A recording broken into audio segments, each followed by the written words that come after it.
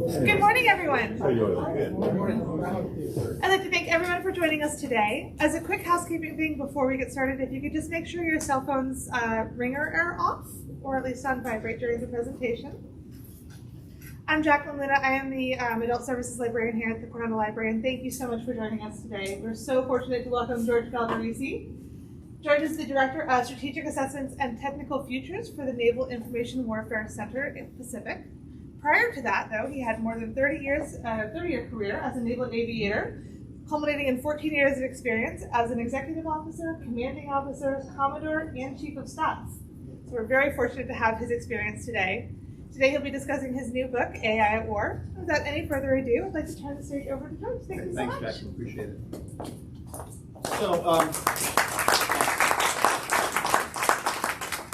So Jacqueline, thanks for that very kind introduction. I work at Nine Pacific, as Jacqueline said, and our commanding officer usually gives the overview brief, and then I give the technical vision brief, and when he introduces me, he says, now you're going to hear from a knuckle dragon, maybe helicopter pilot on a closely supervised work release program. So this is a big step up. So I really want to give a shout out to Jacqueline and Glenn and the entire library staff for not only putting on these programs, but for being here. I mean, from where Becky and I sit, this is the central hub of our community. So please join me in thanking them for all they do. I especially want to give a shout out to my wife, Becky.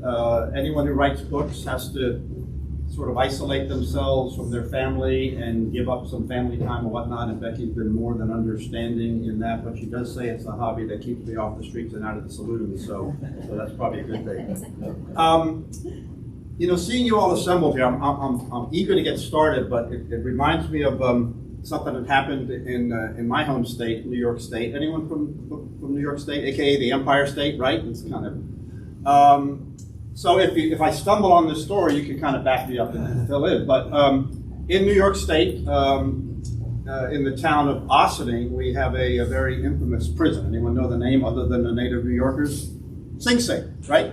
And Warden Lewis Laws was the warden there for longer than anyone else. In fact, I like Warden Laws because he wrote a book called 20,000 Years in Sing Sing about his experiences.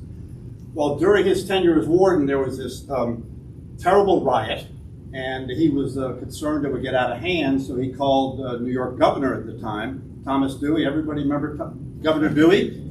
President Truman holding up the headline, Dewey beats Truman, right? Because Warden Laws figured if he could get the governor to come down and it would settle things down because he was such a powerful man. So he got on the Grand Central Railroad, right, Glenn? That's how you get down to Ossining. And he went into the warden's office. He was getting a brief, and all of a sudden one of the guards came in and said, "Warden, there's a terrible riot in the mess hall. The men are going crazy." You know, and so he followed the guard, and Governor Dewey didn't know what else to do, so he followed the warden. And there they were on the parapet with all the guards with the guns, and the guard handed Warden Laws the microphone like he was supposed to say something. Well, he was so shaken up that he didn't know what to do. So he handed the mic to the governor and said to Governor Dewey, "Would you like to say something to the men?"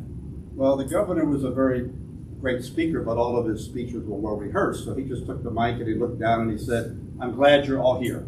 So that's my way of saying, I'm glad you're here.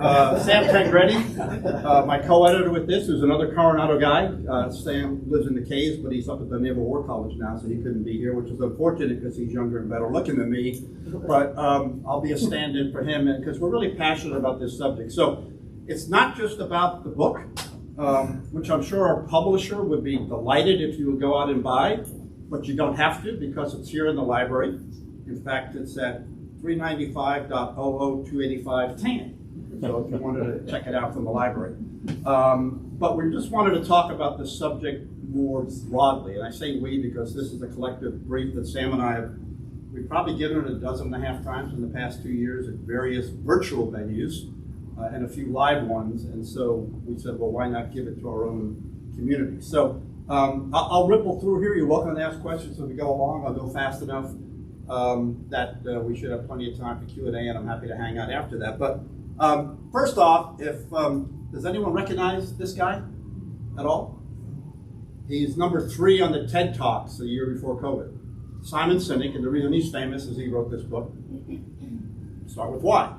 why are we doing this? So that's by way of lead into, without getting misty-eyed about it, this is what we're trying to do. Those of us who still work for the U.S. military, me now as a civilian, and Sam as well, is trying to insert technologies into our platform systems, sensors, and weapons that'll help our warfighters prevail on the battlefield.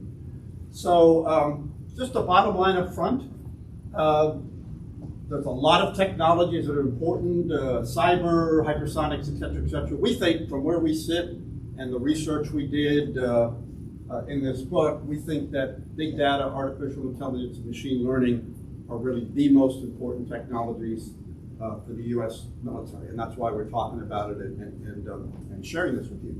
So you can't hear from someone in a military organization without an outline, particularly an aviator who goes from a NATOPS checklist. So I'll really try to ripple through these thoughts here, and then like I said, happy to take Q&A.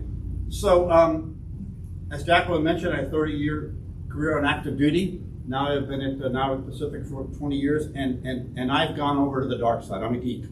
I think of things in terms of technology now. So if you haven't read this book, which is also in the library, Max Boot makes a very strong point that technology has changed warfare and the fate of nations. And I'm not sure any of us would sign up for exactly what the British Major General Fuller says in this quote in Boot's book, but the point is that technology is changing warfare today. I mean, you only have to see what the Turkish-built drones, armed drones, have been doing for Ukraine in attacking Russian convoys, if you see that these emerging technologies are being used effectively in warfare. So I don't think, a lot of people talk about technology jump right into the equations, right? So I don't want to do that. I'd like to start out with just what's the strategic perspective and what's going on in the world that we need these cutting-edge technologies. The Director of National Intelligence is a somewhat new position that was set up after 9/11 to coordinate the efforts of all 16 U.S. intelligence agencies. And they publish a report every 5 years. And this is what they're saying, this most recent report, that the world is facing even more cascading challenges. If you only remember one slide from what I put up, I'd like you to focus on this one for a second. This emanated from a speech by then Secretary of Defense in the Obama administration, Ashton Carter, at the Reagan National Defense Forum right up the road in Simi Valley. And what he said was it's really a profound change in how the U.S. looks at its security paradigm. I mean, for the Cold War, it was just NATO against the Warsaw Pact. And then the Berlin Wall fell, and we became a unipower. And then it was 9/11. It was all about the global war on terrorism. And what Secretary Carter was saying, it's much more nuanced now. And it's really four primary threats, and one condition. The two major threats, peer competitors, China and Russia, the two lesser but more unstable threats, Iran and North Korea, and global terrorism represented by the ISIS flag. But undergirding that is the technologies to help us prevail. Several years ago, the country commissioned National Security Commission on Artificial Intelligence, co-chaired by former Secretary of Defense, Deputy Secretary of Defense Robert Work, and former Google CEO Eric Schmidt, to really talk about how important AI was to the nation. I don't think anyone here has probably read every word of the 756-word report, but it really was a call to action for what we need to do with technology. And more recently, at that same Reagan National Defense Forum this past December, this is what Secretary of Defense Lloyd Austin said. So all of the senior people in our government are saying that we need these technologies. And these have been inculcated into our highest level national defense publications, such as the National Defense Strategy, and talking about how this peer-to-peer competition, not near-peer anymore, but peer-to-peer competition is undergirding everything we do. So you say, well, that's pretty bad. What's the Department of Defense doing about this? What Admiral Winfield said, former JCS Vice Chairman, is that this environment, this 2+2+1, is deteriorating and that we now face adversaries with the ability to take us on in the battlefield as equal threats. So this third offset strategy, this like third offset strategy begs the question, what were the first two? So right after World War II was the Cold War. We could not match the Soviet Union and the Warsaw Pact tank for tank or soldier for soldier. They had about 350 divisions, and we were catatonic that they were going to come crashing through the Fulda Gap and envelop Western Europe. So we came up with nuclear weapons, tactical nuclear weapons, and also the triad that we have today. That worked for a while until with stolen technology, the Soviet Union caught up. And then we came up with the second offset strategy, which was precision strike, networking, those sorts of technologies. And the good news is we never had to take on the Soviet army with those, but we took on a Soviet-equipped and Soviet-trained army in Desert Storm, and you know what the results of that were. So eventually our adversaries caught up, so we came up with this third offset strategy and something we call the Defense Innovation Initiative. Again, you can't hear from a military person without some Greek architecture, right? So third offset strategy, Defense Innovation Initiative here, and then there are 5 pillars to this that you see summed up in one word here. And these are what were instantiated when this first hit several years ago. To be honest with you, the last 4 are not talked about that much anymore. They exist, but they're not like front and center with our national and military leadership. But the 5th one is, the first one is technology. And that all comes down to the LRDP, lots of acronyms, right, in any kind of brief, but it's the Long Range Research and Development Plan. Really focuses, when you peel the onion, it really focuses on man-machine teaming. And we'll talk more about man-machine teaming, but you know, to kind of go around the periphery here, autonomous deep learning systems, some of you recognize this as the game of Go, that when AlphaGo went up against the South Korean champion and won, it then went up against the Chinese champion and won, and for China in their open media said, this is our Sputnik moment. We now realize how important these technologies are, and China is investing hundreds of billions in this technology. What's the main thing they're using this technology for today? Hacking. Hacking. How about internally, inside their own country? Surveillance. Control their own people. You know, social credit, stuff like that. So they are using and developing this technology, which will also transition to military use. Human-machine collaboration. As our former neighbor, Admiral Jim Zorman, would tell you, this is the inside of a Joint Strike Fighter. Some of my TACAIR friends call this a flying server farm because there are 10 billion lines of code, but this is not looked at as a single jet airplane. It's a node in something we call the kill chain now, but again, powered by AI. The Army's leading this, the Army vets over here, in assisted human operations like exoskeletons. This is the one we'll talk about a little more, advanced human combat teaming.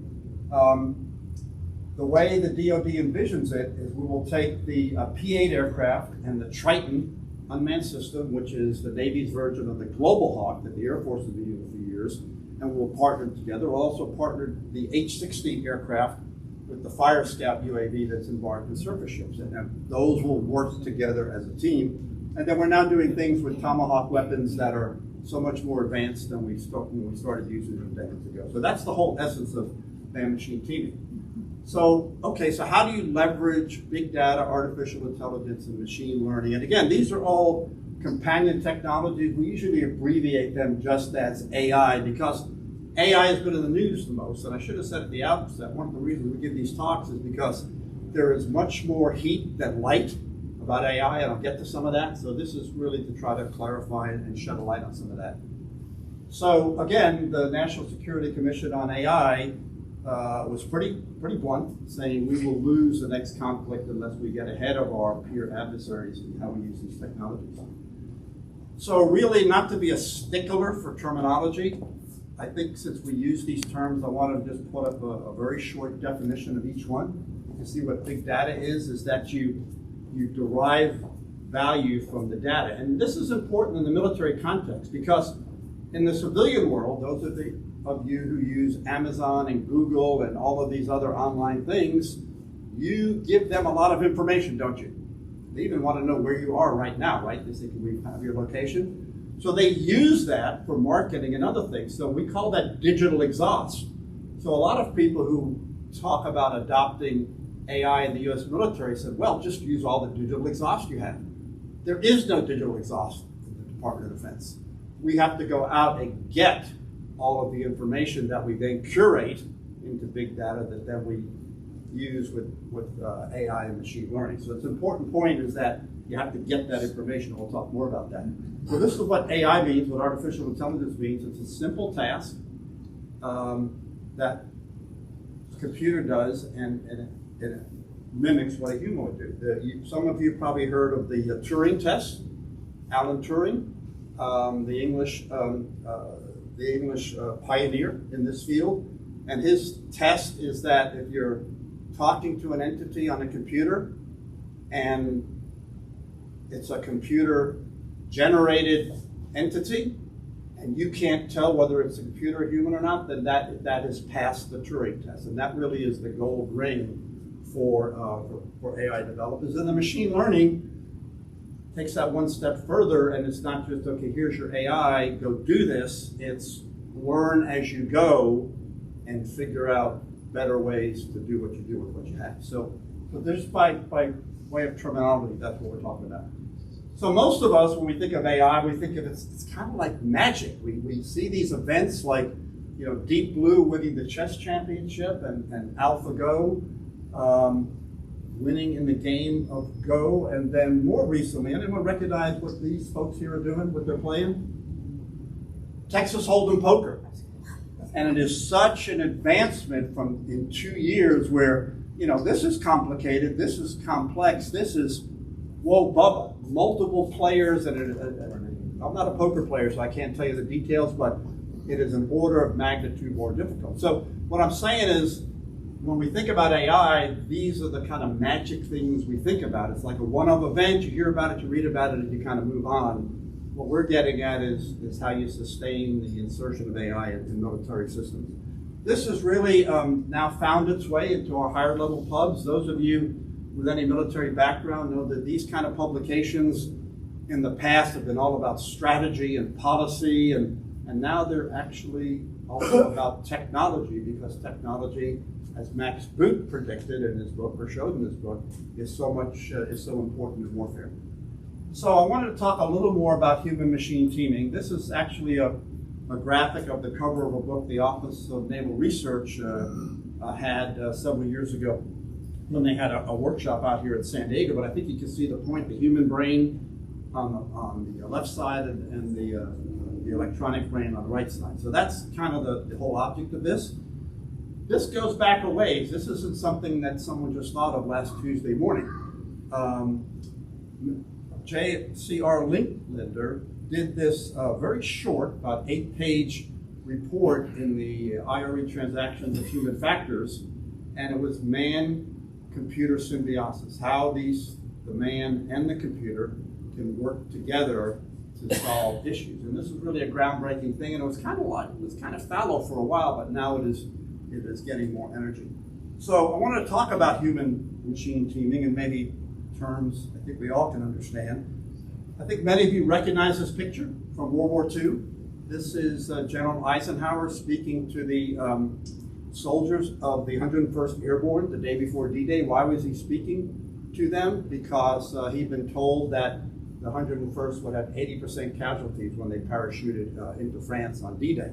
So he was being a good general, and he was talking to these men and, you know, telling them how important their mission was, et cetera, et cetera. So I use that as a segue into, for people who are all in on AI and machine learning and let's go get it as fast as we can get it, this is their vision of warfare. It's the general talking to robots. And why is that a good thing? Because our soldiers, sailors, airmen, and Marines aren't going to have to go into battle and get killed or wounded. And this sounds pretty good. Unfortunately, it doesn't reflect reality. For people who are really, really worried about inserting AI and machine learning into military systems, this is their vision of the future. The robot commander talking to the soldiers. And I think most of us would agree this isn't really the future we want. So the Goldilocks thing, right? Not too hot, not too cold.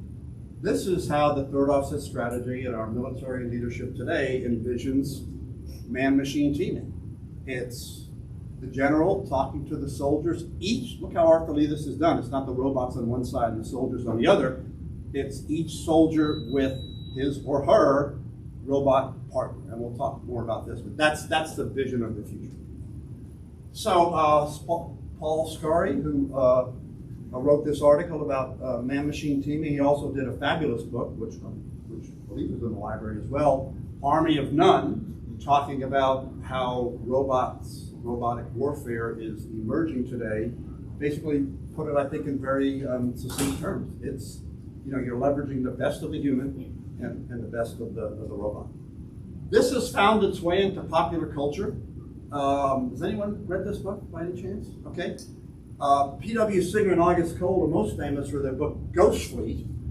This book, the plot line of it, I won't spoil it for you, but there's an FBI agent who has her robot, Tams, who is going to help her in the field. But first, what does she have to do? She has to train Tams. So she's taking Tams on some low-level operations to train the robot and make sure that the robot does what she wants. And this really echoes what last year at West, the Commandant of the Marine Corps, General Berger, talked about AI and machine learning in the Marine Corps. And he said, we are inserting this into what we do, but we're doing it carefully. And he described how they gave a box to a bunch of Marine privates and lance corporals, and they said, this is your AI, it does all these wonderful things, take it out in the field and let it do what it does. And then he gave them a box to the second group of Marines and said, you have to train this box to do what you want it to do, and gave them some basic instructions on training. When they went out into the field, guess which group actually used the box? Door number 2, the Marines who trained it, because why? They trusted it. It's not just the magic box, they trusted it. So that's the point there.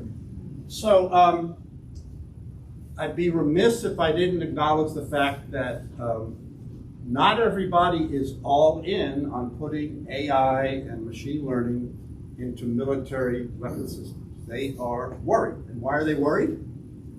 Who remembers this movie? Hard to believe it's over half a century old. But this is what people were caused people to worry about, the robots taking over. Remember, was Hal a bad robot? No, Hal was a good robot, but he went rogue. So again, the public is saying, ooh, what about that? Are you going to put it in military systems? It's not just movies. Well, it is movies like 2001, Her. Remember that movie where a man had sort of an affair with his smartphone? And more recently, and scarier, was this movie Ex Machina. Who's seen that movie? Very scary, very creepy. And basically, without spoiling the plot for you, a tech guy wins a contest in his company, his tech company. The CEO invites him to his fabulous home somewhere to give the Turing test that I just mentioned to a robot who happens to be a very attractive robot.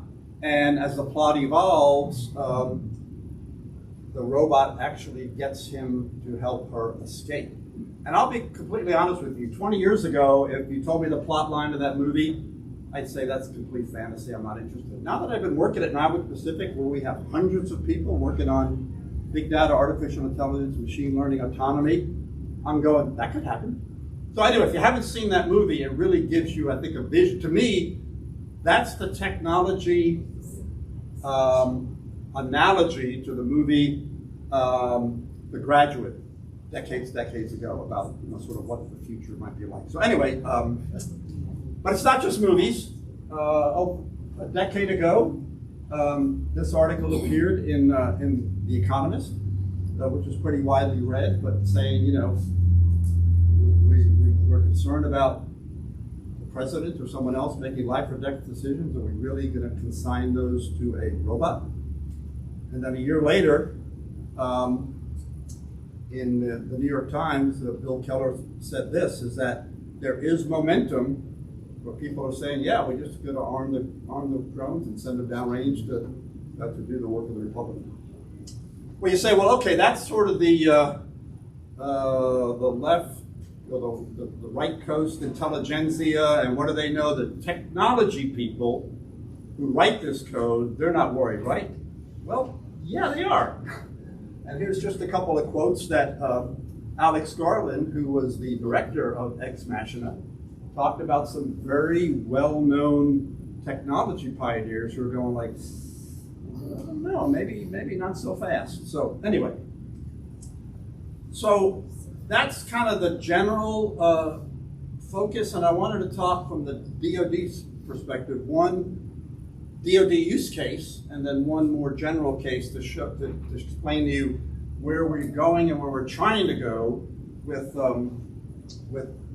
big data, artificial intelligence, and machine learning. And not to be the public affairs officer for Naval Pacific, but every year we host a naval applications of machine learning workshop to bring together practitioners, because no one organization has a lock on all the goodness in big data, AI, and machine learning. So this year we did it virtually because of COVID. We had over 1,000 participants, but it was bringing together people from the military and industry and academia who had part of the solution. And the idea was to put them together. It's kind of like, what's the commercial where the chocolate collides with the peanut butter and says something, now we have magic, but that's what we're doing. So we have a Joint Artificial Intelligence Center, which is the DoD node for bringing together all the goodness in the Department of Defense on AI and machine learning. He said 3 things that were good. One of them was intelligence, surveillance, and reconnaissance. And so I wanted to focus on that one in particular. You remember this slide, and I talked about the goodness that we're trying to deliver with man-machine teaming here. So let's talk about that. So P-8 aircraft on the left, it is the follow-on to the P-3 that served the Navy for decades and decades. So it's our new patrol aircraft. And this is the Triton. And as an aviator, I'd usually put the Triton up in the clouds, flying and everything, but I put it on the ground in particular. This is the lineman. So this thing is not a toy airplane. This is a beast. And it weighs almost as much as an unrefueled F-18 Hornet. So this is what the Navy's using for its surveillance. Okay? This is pretty good so far. The problem is, right now, the Triton isn't that smart. The way the Triton is operated, the P-8's operated, say, out of Whidbey Island, Washington. The pilot and the co-pilot take off. They've got about 6 or 8 people in the back end doing all the technical things. The Triton is operated by 2 operators in a windowless room in Jacksonville, Florida. The aircraft is flown out of Guam, and they fly this thing around like a toy airplane. And it does what it does. And typically, the Triton operator is looking at a screen. The Triton, would take about 15 hours to fly from San Francisco to Tokyo. So the Triton is doing this. Guess what the operator is looking at 95% of the time? Computer screen. Empty ocean. Yeah, empty ocean is a computer screen. So again, the Triton's just not that smart yet, but we're working on it.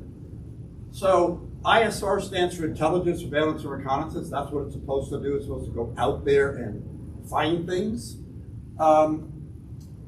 But right now, the operators just look at a video. And so we've got people at our lab working on things that try to make the Triton smarter. Like, if it sees a ship, first of all, the operator doesn't have to look at just the video.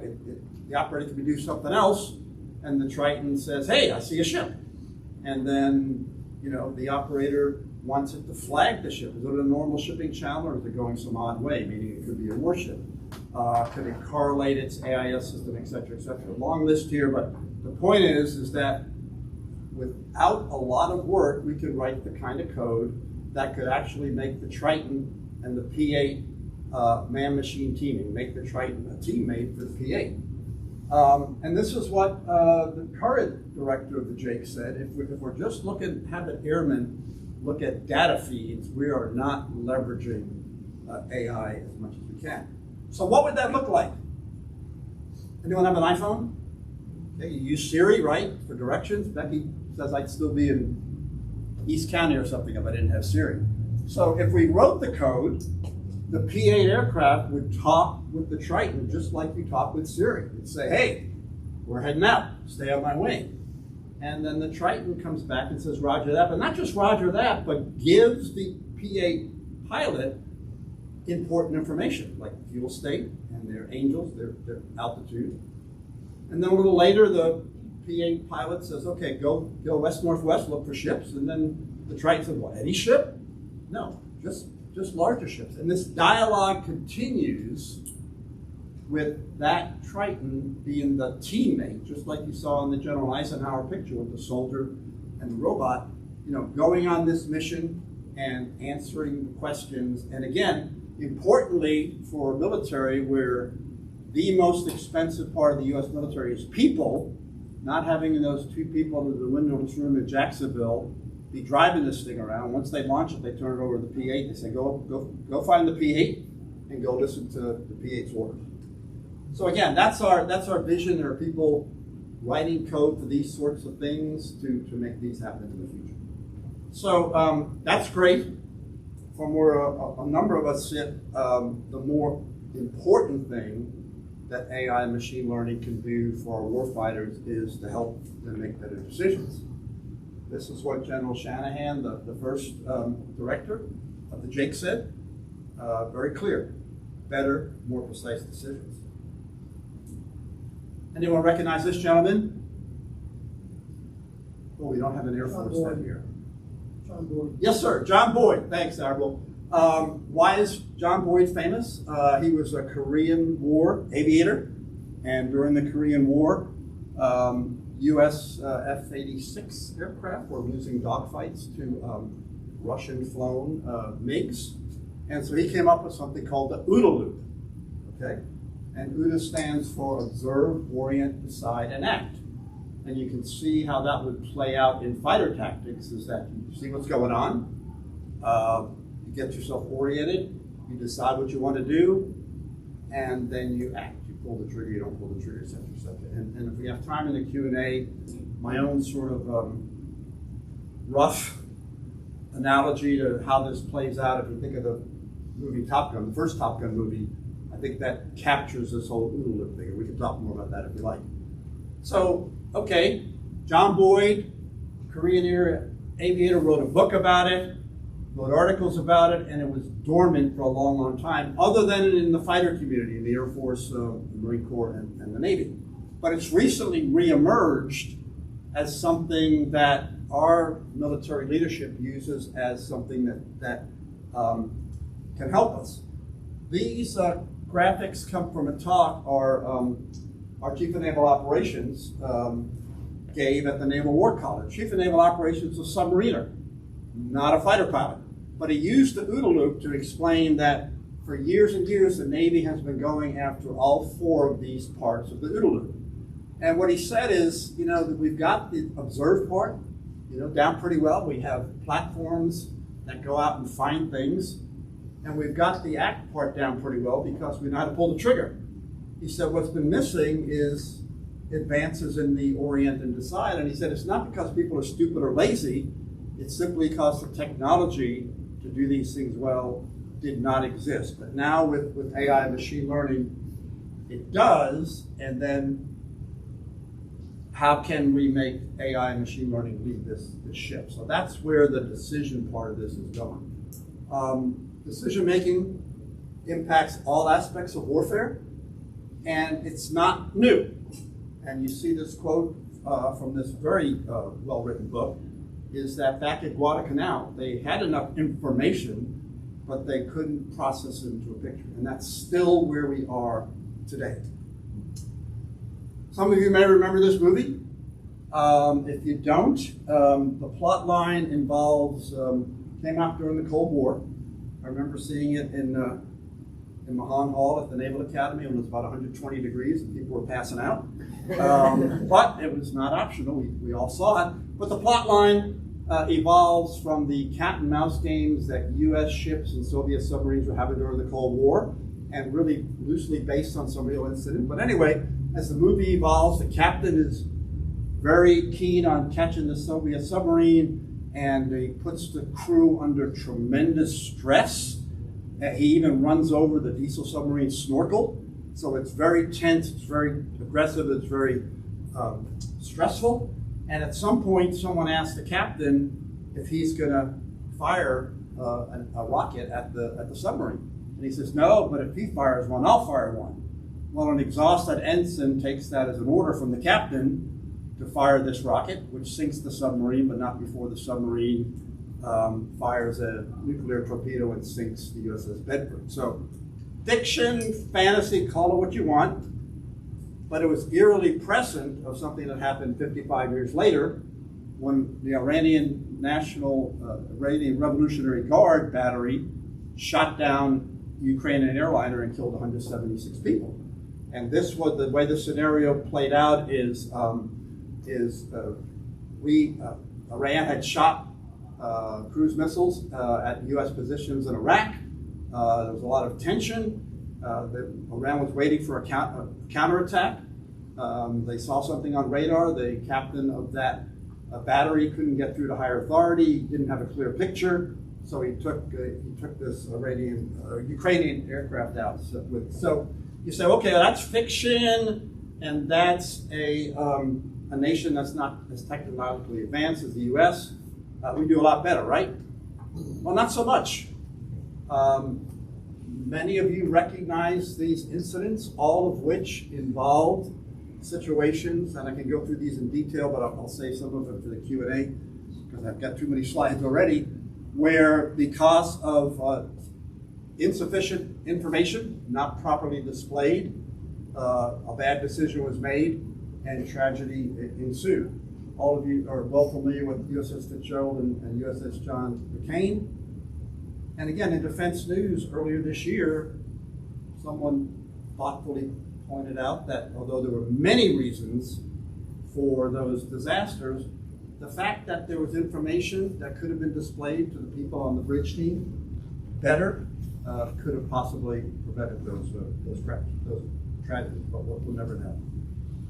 So kind of brings me to the end game here is we feel at Naval Pacific and Sam up at the War College and the work he's doing, that our most important job is to help our warfighters outthink their adversary, get inside their OODA loop.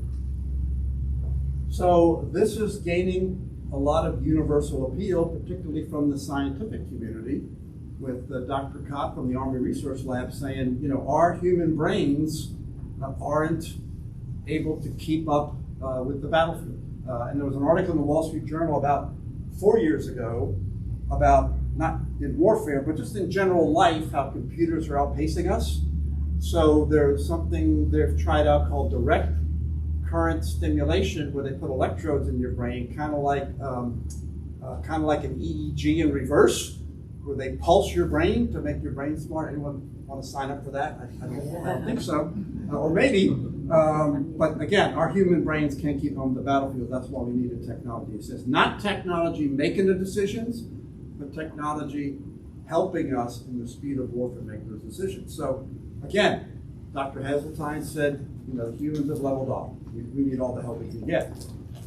And again, Deputy Secretary of Defense Dr. Kathleen Hicks, you know, put it this way, going back to the OODA. Remember, she's not a fighter pilot either, right? But she's saying these are the kinds of things we want these technologies to do to help us to outthink our adversaries. So you go like, okay, just be like Nike, just do it. Well, this is a little bit of a timeline of where we've been in the AI world, and you see up here, there's something called the AI winter. Actually, 2 AI winters over a 30-year span where AI was so overhyped and the technologists underdelivered that all the venture capital money, all the interest just crashed. And then we finally got organized and we went with Deep Blue and we started doing better, but it wasn't perfect. Anyone remember Tay? Tay was a Microsoft chatbot that was supposed to be like your chatbot buddy. Tay started putting vulgar and scandalous things on the internet. Tay lasted a total of 16 hours before it was pulled. So the point is, this isn't just a steady, upwardly ascending line. This is something that goes with fits and starts, and it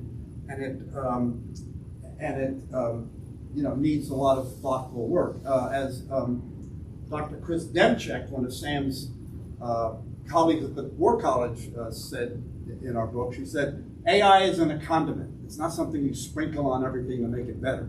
It has to be inserted into whatever you're building. So General Shanahan put it pretty bluntly, and I think for those of us in the R&D and acquisition world, we see so many things like you build something and then you go like, oh, well, we need cyber defense. We're going to bolt that on after the fact. And General Shanahan's point is, nah, you need to bake it in along the way. So just a couple of thoughts to leave you with, and then happy to take questions.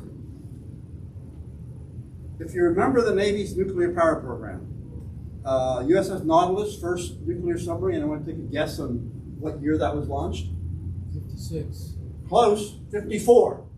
So that was only 9 years after Hiroshima and Nagasaki. And people in America were catatonic that the Navy was going to put nuclear things under the ocean that might blow up and boil the ocean. So it took a lot of work to convince people that it would first do no harm. And that's where we are with AI and machine learning now. People don't want the US military to have HAL that goes rogue. So the burden of proof. From those of us in the technical world, you can't engineer out every possible oops in a system. So there has to be humans, if not in the loop, driving that Triton, but at least on the loop, talking to the Triton, say, do this and this and this and this. And again, we think the decision part of this is the most important. It's not a trivial challenge, and again, events like our NAML event are the kinds of events, it's not the only one done, other people are doing it, really need to bring together teams of diverse individuals to do it. And it's worth having a conversation about this, both in the technical community and in our own civilian communities. Again, those of you who are Harry Potter fans or have kids or grandkids, this is another way of saying it. Goes back to General Berger's statement that if it's just a black box and you can't see its brains, it's probably not going to do anybody any good. You're familiar with PBS. You said if you like this show, you might like the book. Again, you can grab it off the shelf here if you want to be the first one to grab it. And people ask, well, what else are you writing? What else are you doing? I only put these books up here, all of which are in the library, that some of us really try to think a little bit about warfare will be like in the future. So we write in a genre now called thick int. Peter Singer and August Cole started that really with Ghost Fleet. More recently, Admiral Jim Stavridis and Elliot Ackerman did it in their book 2034. But there's those of us with a military background writing in this genre where it's not just fanciful things, it's stuff that, that could happen. So let's watch out for it. Whenever I give a talk about a book, I assume there's people here that may be interested in writing. And so this is my website, and I've got a little thing up here, a blog, and like most military people, it's in categories. It's national defense and technology, but one of them is called writing tips. And so whenever I read something online or the New York Times that I go like, that's going to help me be a better writer, I want to share it. So if you're interested in writing at all, you can go up on the website, pull down the writing tips, and I don't know, there's things that have helped me learn things, and it might be helpful to you too. So with that, happy to take any questions that y'all might have or comments, or if you think this is a bunch of hooey, you can tell me. I've got a pretty thick skin.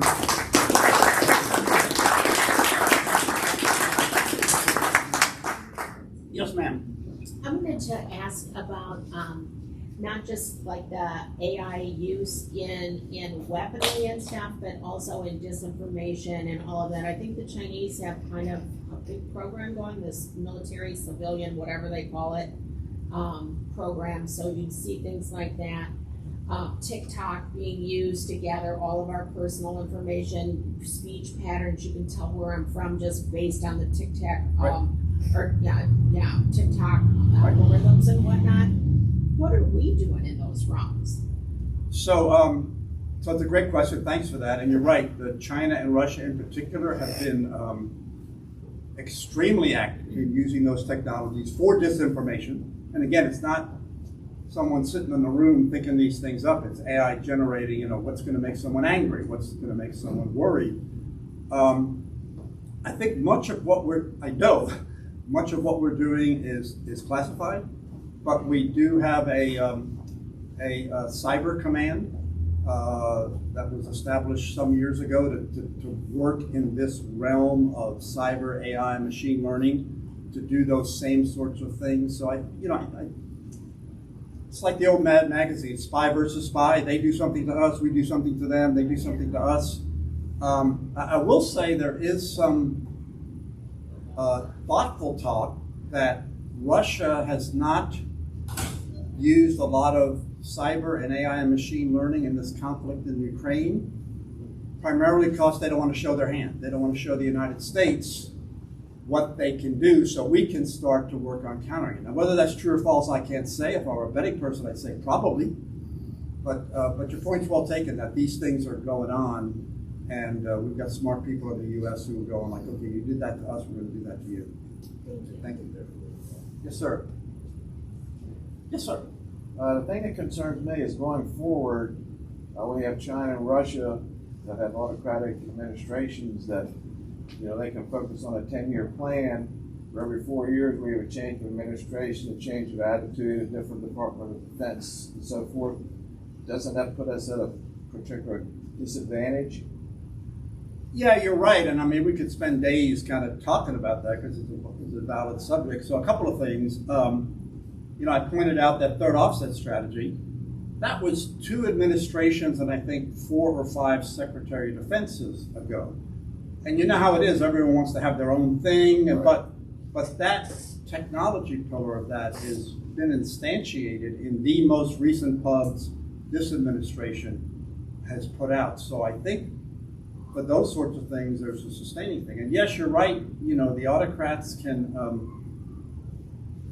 there is no real bright line between the Chinese industry and the Chinese military. So there are things, industry invents that are adopted for military use. But I just don't think they have the entrepreneurial spirit where they have people, to use the Steve Jobs thing, people in their garages coming up with stuff. So I think that's where we have the advantage. We still have the cutting edge technology. And what I used to think the same thing, except all of our brightest students in college now seem to be Oriental, coming from China and so forth. I mean, that's. Yeah, and I think you're right. When we educate them and send them back, then they could be doing things to use against us. But I think equally, so many of those students experience the freedom in the U.S., particularly to work on the technologies they want to work on, that they stay here. So yeah, that is like such a big national 800-pound gorilla to take on that I don't have the brain power to come up with a point solution. But it's a point well taken, and something you all should follow in the news. Yes, sir. There was an announcement on CNN this morning that Russia had launched 2 hypersonic missiles at Odessa, and they both hit a shopping center. Now, would you say that that's an overkill, or maybe the hypersonic is not that good, or would you comment on that?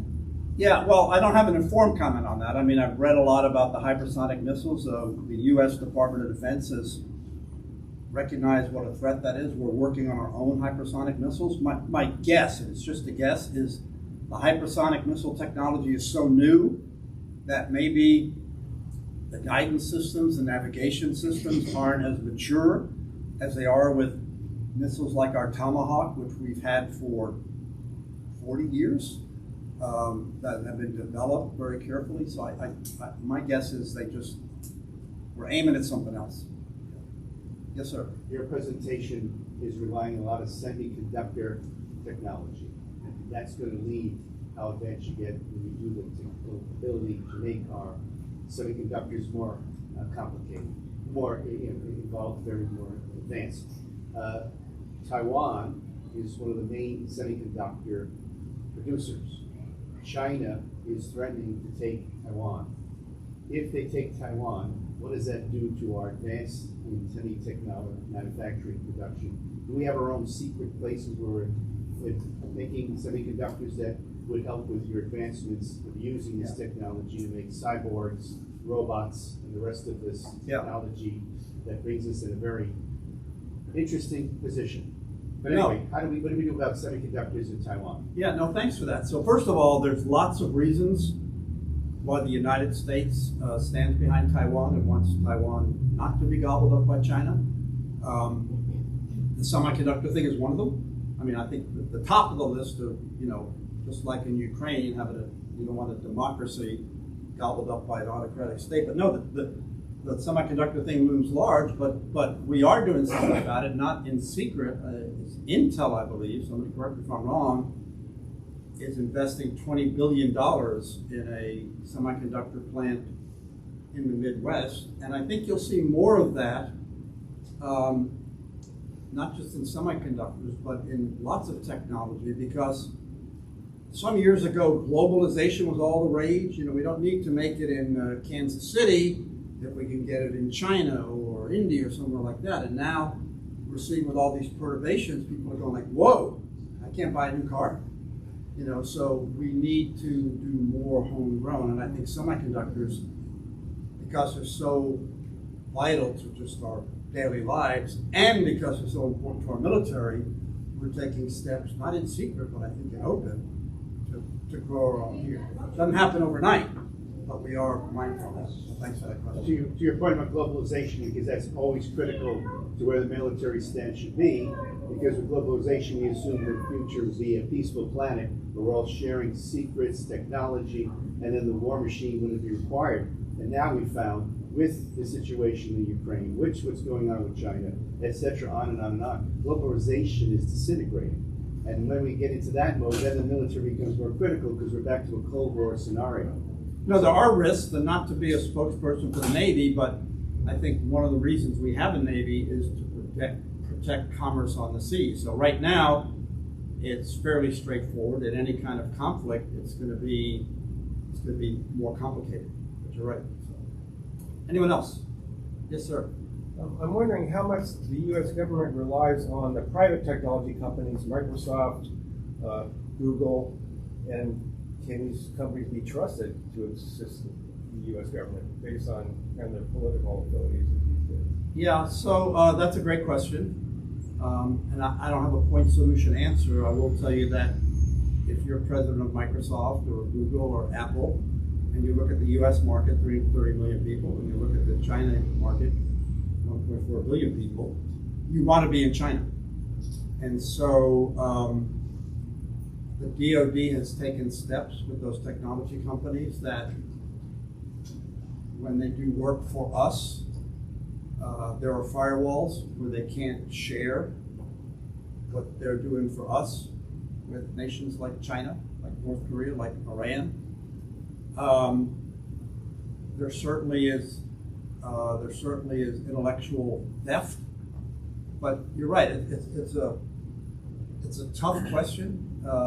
I think we still depend on those kinds of companies, but we're trying to put firewalls in where they can't take the technology used for the Air Force, Army, Navy, Marines, and then let China have it.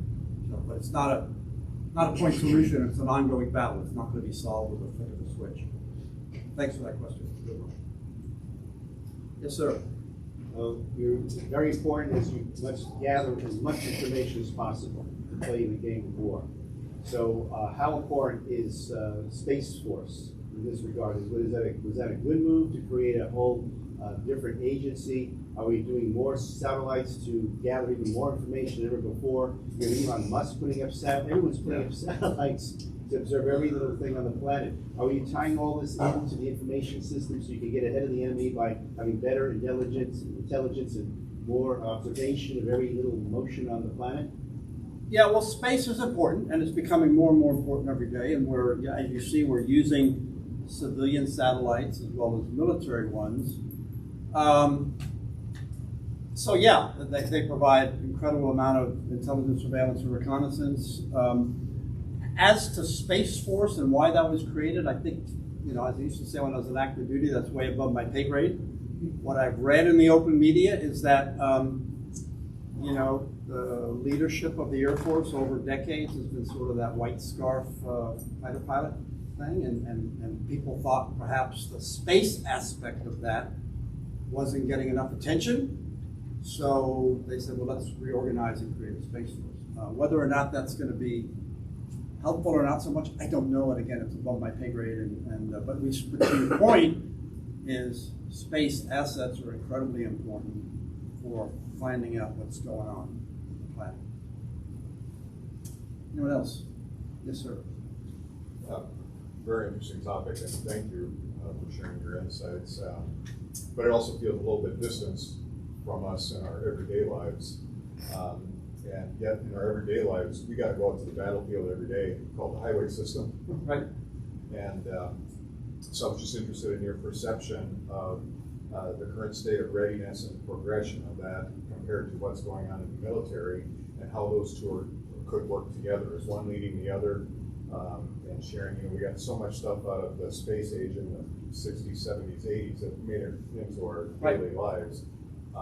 Any comments on that? No, that's a great question. So back in the early days of NASA, the U.S. government was leading R&D, research and development investment. I mean, by a wide margin, like 80%. That has completely flipped, where the overwhelming majority of R&D investment is now in the civilian sector, because we as people want it and buy it. We buy an iPhone, we buy tablets, we buy all these things. So the military is now the follower, adopting civilian technologies for our military use. So yeah, it's completely flipped. Yeah, so what I suspected. Yeah. We did invent Tang back in the days, right? With the space program. Yes, sir. A whole new chapter for the history of humanity is now habitating the moon and going on projecting to Mars. Is the military looking to a whole new area of concern? How are we going to deal with enemies? The situation with the moon, or even go out to Mars? Who's going to control the moon? Who's going to control Mars? Who's going to, because this is where we're heading with all this, use of technology, advanced systems, cyborg type of humans, all going into the future, going out to other planets, habitating Mars. As the military looking at that far into the future, is all the concerns that's that going to now address to political powers on planet Earth? I think there are concerns, and our son, who works in the tech industry, works for a company called Salesforce, recommended a show for us called For All Mankind. Has anyone seen that TV series? It's exactly what you're pointing out. The U.S. and Russia are on the moon. They have their own bases. They're spying on each other. Then they start killing each other to have the high ground.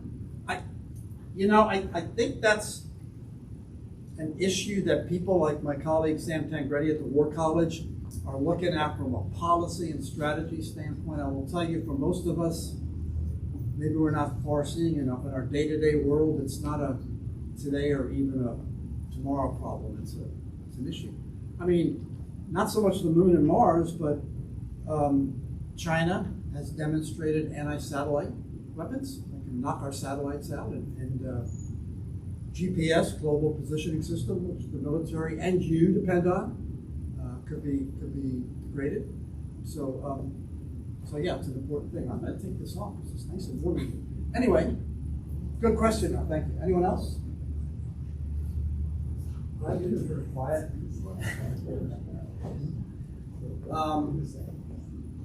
Well, I'm happy to hang around after if you had any questions that you didn't want to ask the wider audience. I really commend this book because Sam and I were just the editors. We brought together about 24 experts in the field, in the policy, strategy, military, academic, and scientific communities. So I think it sheds some good light on the subject. So thank you all for being here. Appreciate it.